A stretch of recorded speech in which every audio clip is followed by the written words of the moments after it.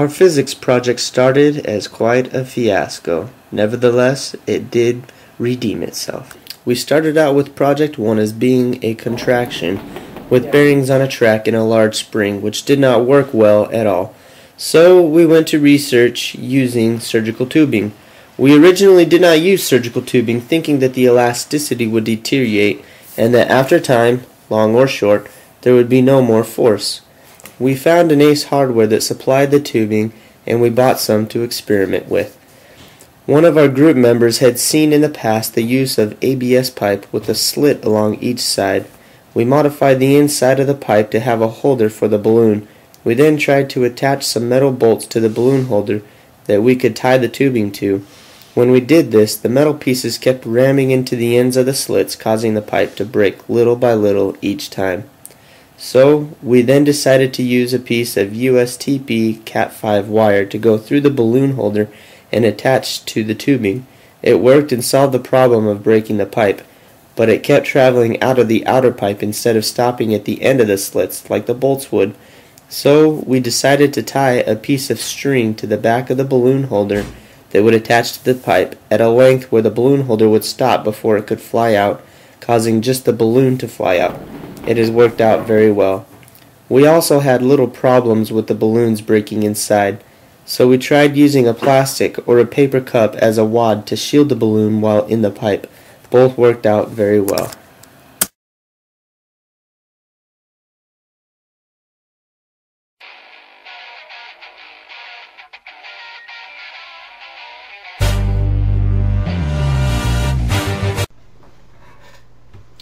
Construction. Well, for this project it was pretty similar to the last. We actually came up with a completely different design.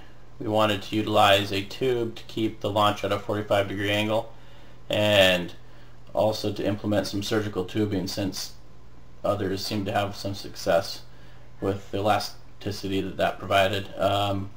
We didn't really have any problems. Everything was pretty straightforward.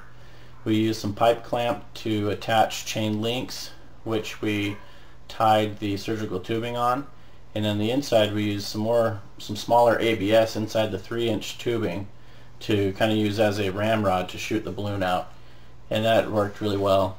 We had a lot of fun. I think we did a lot more testing than we did building, and hopefully we'll be satisfied with our results.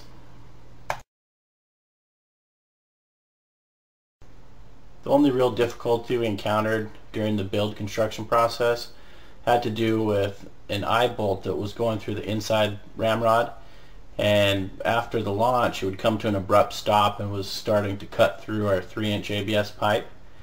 And so we had to kind of think how to overcome that, and what we decided to do was put some wire through. Since it would be a little more malleable, it wouldn't come to that abrupt stop and try to cut through the pipe.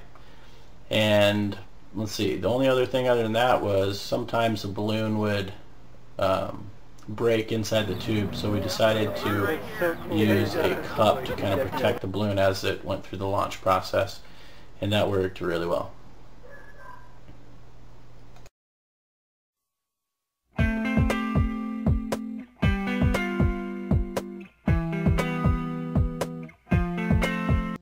Data analysis.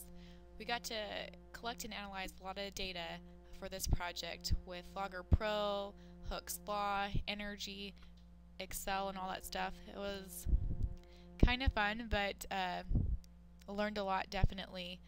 This project, it was really exciting to collect all of our data and analyze it and see how much we have progressed since our last project.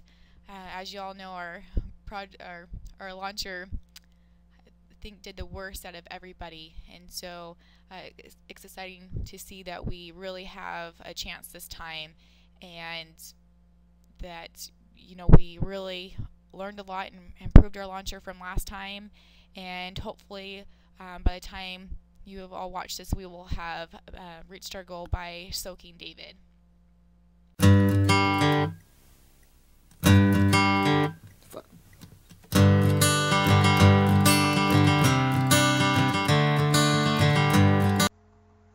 I think testing was probably the most fun part of the project. Even before we had the frame completely built, we were launching stuff out of the cannon. We started launching water balloons, but we got tired of filling them up. So then we just started launching Jason's wife's tennis balls. Of course, that got boring too, so we found something more missile-like, which ended up being a water bottle filled partway with water. Other tests included launching pine cones when a water bottle or water balloon wasn't available. Our testing wasn't just fun because it was useful too. It helped us find flaws in our design and led us to some solutions. We were also able to do testing in order to collect data for our TIM. It was exciting to see how far our launcher now launches compared to our first launcher we made for Project 1. It really makes a burning in the bosom. Random thoughts of learning. This project, I learned that you need to be very careful where your fingers are placed close to the elastic bands because they will snap at you and it really hurts your fingers.